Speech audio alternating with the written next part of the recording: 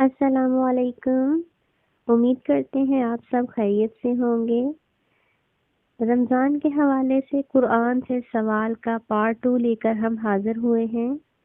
آج کا ہمارا سوال ہے، ہمیں روزہ کب رکھنا چاہیے اور کیا اس میں کوئی رعایت ہے؟ جواب سورہ البقرہ آیت نمبر 185۔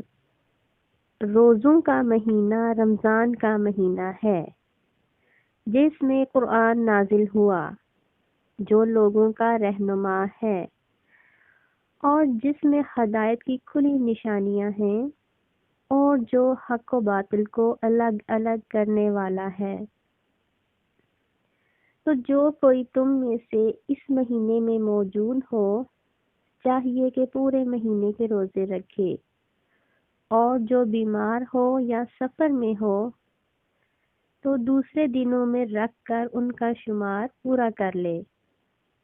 خدا تمہارے حق میں آسانی چاہتا ہے اور سختی نہیں چاہتا، اور یہ آسانی کا حکم اس لیے دیا گیا کہ تم روزوں کا شمار پورا کر لو، اور اس احسان کے بدلے کہ خدا نے تم کو ہدایت بخشی ہے تم اس کو بزرگی سے یاد کرو اور اس کا شکر ادا کرو۔